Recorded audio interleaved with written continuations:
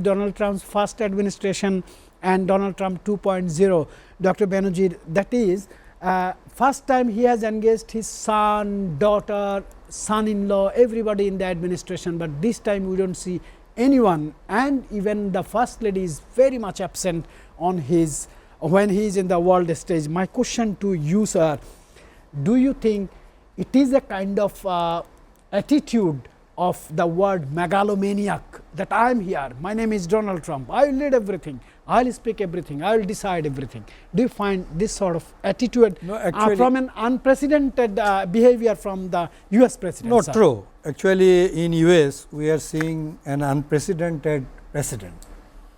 Actually, earlier, we think about democracy in USA is the best, but this time, you cannot see actually lot of democracy in USA. It is a one-man show. And actually, Donald Trump has been grown up in this way. He has his own estate. There, what he ever dictates, what he decides, that happen. So he is actually doing the same thing here, and probably regarding involvement of his family members, I think he has some learning during that time, that he cannot actually open all things with his own children and other family members.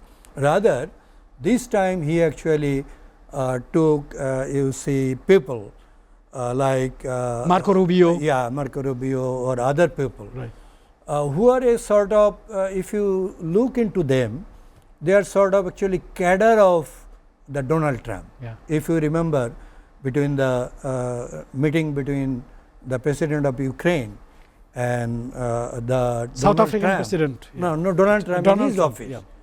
The situation was like that. Yeah. The vice president, the others, they were behaving like that, the cadre of Donald Trump. This time, he actually seems to be recruited some cadres who are actually supporting him wholeheartedly, even much more focused than Donald Trump.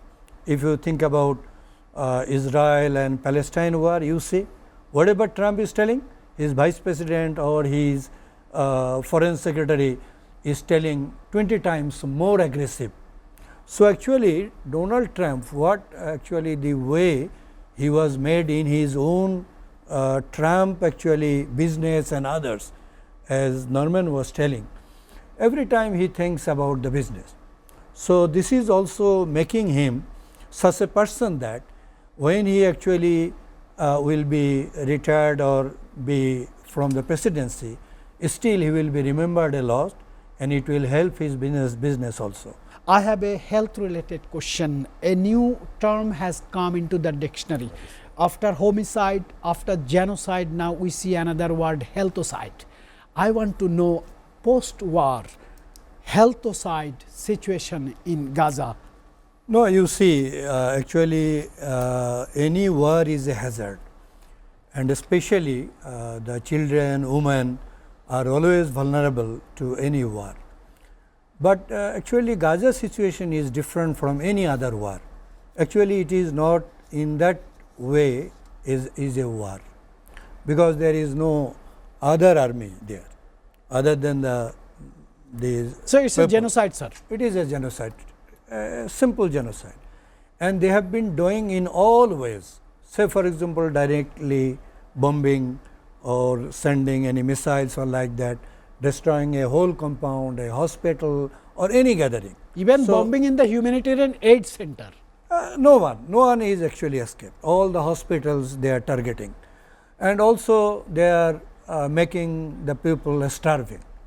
They stopped all kind of aids, and actually I sometimes think that the Gaza actually humanitarian system was one of the best in the world. They actually supplied the things in such a way that though they were some sort of refugee in their own country, still they were living actually leading a better life all the time. You can so far see. it was moderate life. Yeah, moderate. But during this time, it is unprecedented. They have been stopping all the aids, they have destroyed all the systems, all the humanitarian bodies, they are not carrying anyone. Not only that, during actually collection of the food, they are now calling US Israel humanitarian Right, sir. system. They are just shooting.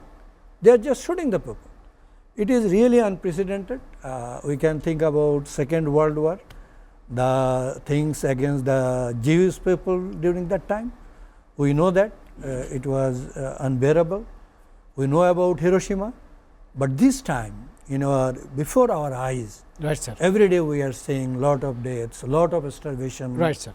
And for physicians, it is unbearable seeing Exactly, sir. the children so emaciated, Sir. without food, without any meal. Sir, extremely well explained the healthocide situation in Gaza. Are you really hopeful that one day Gaza or Palestine will be a free state? No, I am very hopeful. I have actually gone through many histories. Such things happen. Ultimately, the people won. So, I am very hopeful that by any means, you are seeing the changes already. That already 134 or like countries, and recently, say for example, Norway or like that one country, they have stopped sending weapon to Israel. Germany. So, I think it will happen, and actually for his own interest, Netanyahu has actually continuing the war. Even the Israelis, they do not want this war to continue. Even the chief of staff mentioned that.